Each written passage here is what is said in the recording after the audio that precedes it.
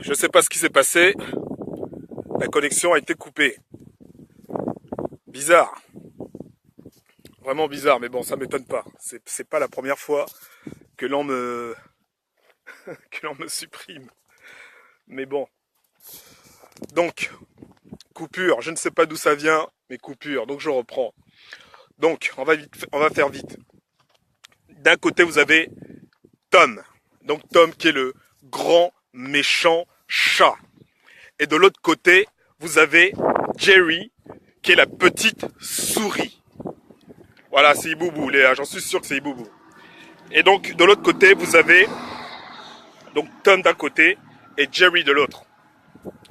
Et Jerry, lui, ce qu'il veut, c'est profiter, bénéficier des richesses, de ses richesses. C'est-à-dire le fromage, le camembert, manger. C'est ce qu'il veut. Et Tom, lui, par contre, ce qu'il veut, c'est manger Jerry. C'est-à-dire manger la souris. Profiter non seulement de la souris, mais également profiter de ce dont profite la souris, en fait. Voilà.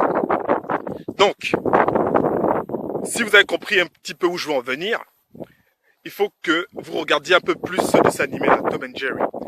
Pourquoi? Parce que dans Tom and Jerry, vous avez un troisième personnage qui intervient. Vous avez un troisième personnage qui intervient dans le dessin animé. Et ce troisième personnage-là, il est plus important que les deux autres. C'est ce troisième personnage-là qui permet, en fait, soit à l'un, soit à l'autre, de gagner, en fait, dans le dessin animé Tom and Jerry. Donc ce troisième personnage, c'est souvent donc la propriétaire. Donc on ne voit jamais en fait le visage de la propriétaire, donc du chat et de la souris entre guillemets. Donc c'est soit une femme, soit un homme, d'accord. Soit il y a le chien, donc le bulldog.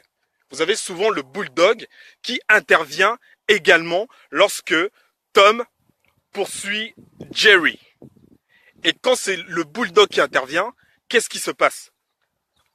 Jerry se range le plus proche possible de la niche du chien, c'est-à-dire du bulldog.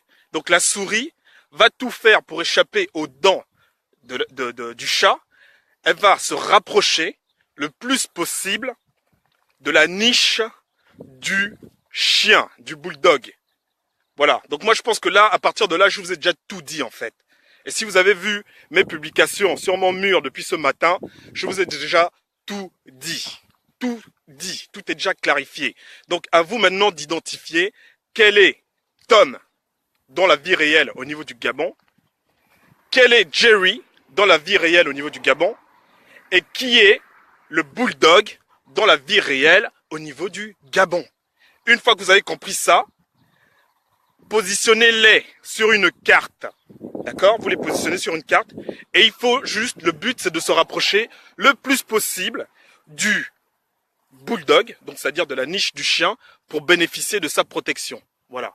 En bénéficiant de sa protection, on peut tout simplement faire ce que, on peut tout simplement mettre à mal celui qui nous pourchasse, c'est-à-dire dans le dessin animé Jerry, Tom, autant pour moi, Tom. Voilà. Donc maintenant, réfléchissez-y. Exactement, Léa. Exactement. Auprès du QG. Donc il faut voir juste auprès du QG. Auprès du QG qui symbolise quoi? C'est à partir de là. Le créateur nous a mis il nous a donné Ping. Et il a, comme par hasard, mis certaines pièces autour du QG de Ping. Pourquoi nous-mêmes, on n'arrive pas à comprendre ça? Essayons de comprendre ça. Il y a la résolution du paragraphe 9 de la résolution de l'Union européenne qui impose à la France d'agir au niveau du Gabon. Elle impose à la France d'agir au niveau du Gabon. Donc ça veut dire ce que ça veut dire en fait. C'est-à-dire que là maintenant, si nous en tant que Gabonais, on ne met pas à mal, c'est-à-dire on ne met pas la pression sur la France, comme on est en train de le faire au niveau de la diaspora, là, ici, on met déjà la pression à la France, mais il faut qu'on fasse la même chose au niveau du Gabon. d'accord? Il y a la peur, effectivement, la peur. Les Gabonais bloquent, elle bloque en fait notre mouvement au niveau du pays. Mais cette peur-là elle peut être, comment dire, elle peut être diminuée, si et seulement si on a une bonne protection, si et seulement si on a un gilet pare-balles. Et ce gilet pare-balles là, d'accord?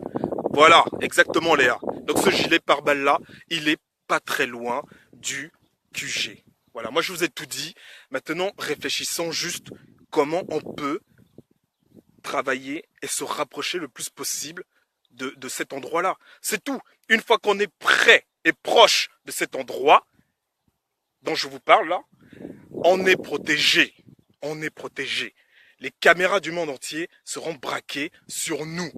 Et le régime ne pourra rien faire parce qu'ils savent que, un, on est protégé par la résolution de l'Union européenne, et deux, il y a les caméras du monde entier sur nous. Une fois qu'on a les caméras du monde entier sur nous et qu'on a la résolution paragraphe 9, résolution de l'Union européenne qui somme à la France d'agir, ils ne peuvent rien nous faire. Rien. On se positionne là et puis on fait ce qu'on a à faire. C'est tout. Ah, c'est pas possible. À chaque fois que je fais un live, on m'appelle. Bon, moi je vous ai tout dit. Bonne journée. Réfléchissez. Ça fait un certain temps que je parle de ça, mais les gens n'écoutent pas. Bonne journée. Et merci encore.